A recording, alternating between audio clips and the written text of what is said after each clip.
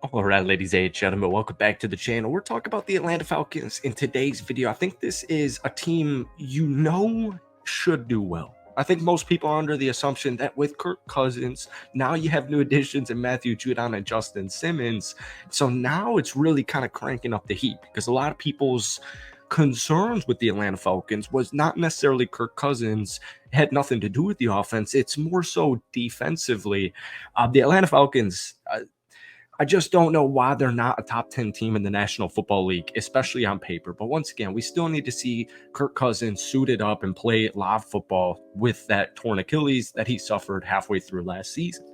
But the Atlanta Falcons win total is 9.4 on this article I was reading. I think it like the Athletic did a like advanced statistic type of thing, and they gave out a win prediction record or total, I should say, for every team in the NFL. The Falcons were 9.4, and here's what they had to say. But I want to get to eventually that the Atlanta Falcons land 6 top 100 players in ESPN's 2024 projections, and I think it's just a great indicator of how truly under the radar this team is.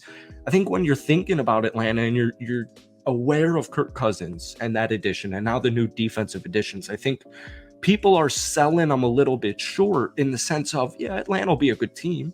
They'll probably go 10-7. They'll probably win the AFC South or NFC South, but they won't do too much after that. And I'm thinking, man, their quarterback position's locked up for the future. They got unbelievable playmakers, specifically Bijan Robinson, Drake London, Kyle Pitts. They have a top 2 offensive line in the National Football League, and this defense that now has your more household names in Simmons and Matthew Judon.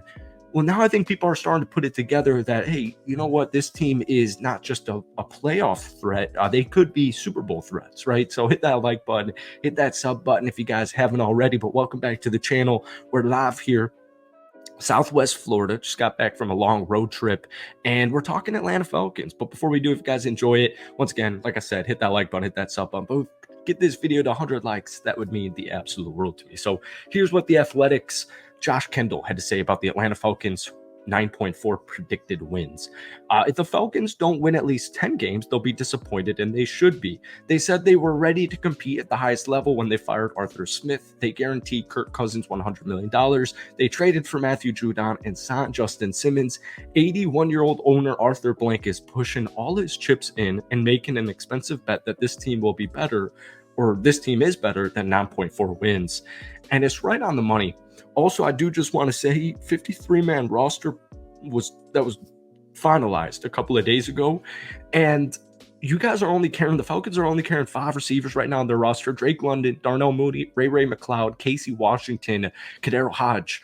I guarantee you, because Chris Blair did not make this team, I guarantee you the Atlanta Falcons make some type of move at the wide receiver position sooner rather than later. But once again, I actually don't think I made a video on Justin Simmons because I think it was just so soon. Folks, you're getting an established, one of the best safeties, not only on the free agent market, but heading into the offseason. You're talking about one of the best free safeties in the National Football League. He's coming off a season with 3 interceptions. In 2022, he had 6 picks. He's coming off another Pro Bowl season where he had 70 total tackles. He even had a sack. He had 8 passes defended, a couple of forced fumbles, a couple of fumble returns. Once again, 3 interceptions, coming off 6 interceptions in only 12 games the year prior to that. This defense, I've been saying this the entire offseason. I swear I've been saying this on the Falcons. All they were lacking is like a household name. And then you go out there and you trade for Matthew Judon, and we're like, all right, there's the household name. And then they pick up Justin Simmons, and then we're like, okay, there's the household name. So just the secondary is maybe a little bit thin at defensive back. But AJ Terrell, phenomenal player. Jesse Bates, phenomenal player. We're going to get to these kids in just a second. But defensively, I think Zach Harrison's a really good example of the potential that the Atlanta Falcons defense has. And then when you look at guys like David Onyemata, Grady Jarrett, more established players, it's just the team that didn't have, and you don't need the household name. So Falcons fans aren't stressing or tweaking about, maybe a positional group being a little bit thin, specifically the cornerback room. But no one's freaking out about the talent level of the Falcons defense. So I just wanted to touch on that.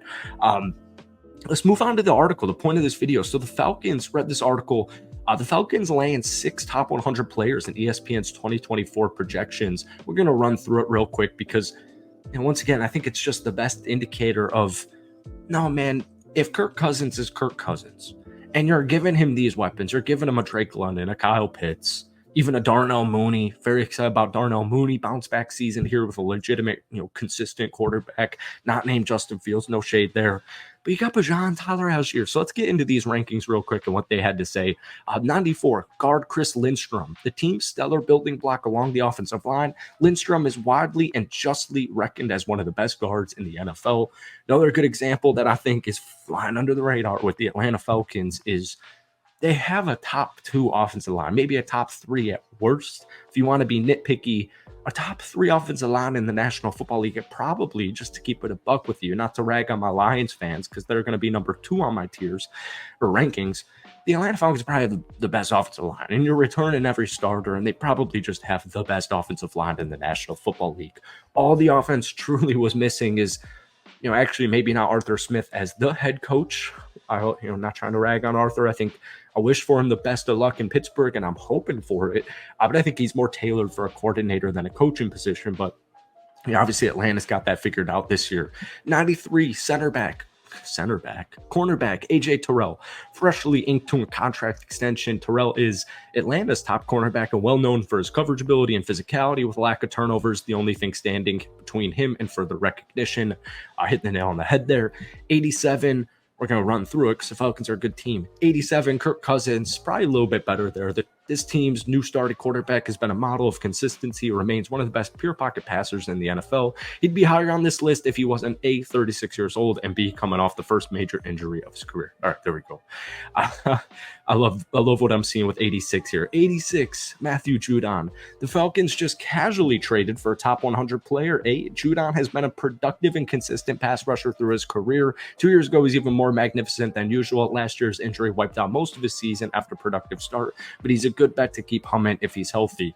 Absolute steal. We were talking about with the bag of chips in our immediate recap video when that trade went down. 97, Bijan Robinson, after a strong but not standout rookie season. It's telling that Robinson is so high on this list. A gifted runner, dangerous receiving back in the making. Robinson is a potentially lethal talent who could blossom in his second year. I'm going to go with he definitely is going to. And then 67, maybe the best or one of the best safeties in the National Football League, Mr. Jesse Bates, was an instant addition. I remember very vividly week 1 of last year in his Falcons debut. So that's actually it for today. I just wanted to go through it and kind of illustrate why the Falcons are severely underrated. And then we also haven't touched on the Justin Simmons addition because last Falcons video I made was right after the Judon acquisition. So thank you guys for watching. Hit that like button, hit that sub button. Let me know, folks. Let's forget win total for a second.